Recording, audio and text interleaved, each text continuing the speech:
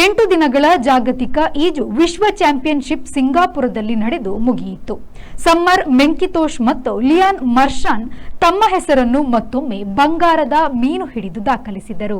18ರ ಹರೆಯದ ಸಮ್ಮರ್ ಮೆಂಕಿತೋಶ್ ಅವರು ಮಹಿಳೆಯರ 400 ಮೀಟರ್ ಮೆಡ್ಲೆಯನ್ನು 4 ನಿಮಿಷ 25.7 ಸೆಕೆಂಡುಗಳಲ್ಲಿ ಈಜಿ ಚಿನ್ನ ಗಳಿಸಿದರು.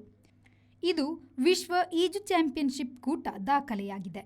ಅಲ್ಲದೆ ಅದು ಇಲ್ಲಿ ಸಮ್ಮರ್ ಅವರ 4ನೆಯ ಕನಕ ಪದಕವಾಗಿದೆ. ಕೆನಡಾ ಗೆದ್ದ 4 ಬಂಗಾರಗಳು ಕೂಡ ಸಮ್ಮರ್ ಗೆದ್ದುಕೊಟ್ಟಿದ್ದೇ ಆಗಿದೆ. 200 ಮೀಟರ್ ಮೆಡ್ಲೆಯಲ್ಲಿ ಚಿನ್ನ ಗೆದ್ದಿದ್ದ ಫ್ರಾನ್ಸಿನ ಲಿಯಾನ್ ಮರ್ಷಾನ್ ಅವರು 400 ಮೀಟರ್ ಮೆಡ್ಲೆಯಲ್ಲೂ ಸ್ವರ್ಣ ನನ್ನದೇ ಎಂದರು. ಮಹಿಳಾ 4x400 ಮೀಟರ್ ರಿಲೆಯಲ್ಲಿ ಯುಎಸ್ಎ ಮಹಿಳಾ ತಂಡವು ದಾಖಲೆ ಬರೆದು ಬಂಗಾರ ಹಿಡಿಯಿತು. ಭಾರತದ ಸ್ಪರ್ಧಿಗಳು ಹೀಟ್ಸ್ ದಾಟಲಿಲ್ಲ. ಶಾನ್ ಗಂಗೋಲಿ ಮುಖ್ಯ ಹಂತಕ್ಕೆ ಬಂದರೂ 400 ಮೀಟರ್ ಮೆಡ್ಲೆಯಲ್ಲಿ 28ನೇ ಸ್ಥಾನಿಯಾದರು.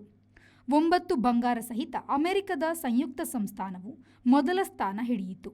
8 ಬಂಗಾರದೊಂದಿಗೆ ಆಸ್ಟ್ರೇಲಿಯಾ ಕೂಟದಲ್ಲಿ 2ನೆಯ ಸ್ಥಾನ ಹಿಡಿಯಿತು.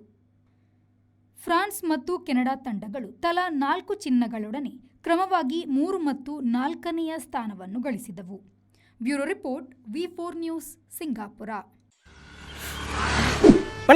ಯಾವ ಲೇಟ್ ಆಗಿ పోయి ఈ ఫర్నిచర్ ఇంక మస్తు ఇష్టాన్ని ఇల్లడిపోతాం పోయి బాబా లేదా మస్తు ಖುಷಿ ಪಡು ಬಾಬಾ ಕುಲ್ಲರ್ನ ಬುಡ್ಸೋದಿಚ್ಚಿಗೆ ಅಂದ್ ಕೈತಲ್ ಇಲ್ಲಡ್ ಮಾತಾಡಲ್ಲ ವೀಕಿದೆ ಫರ್ನಿಚರ್ ಉಂಡು ಈರಿಂಗ್ ದಾಲ್ ತೆತ್ಕೋರ್ಪಿ ನೆಂಜಿ ಪೋಲೇರ್ ಬೇಬಿ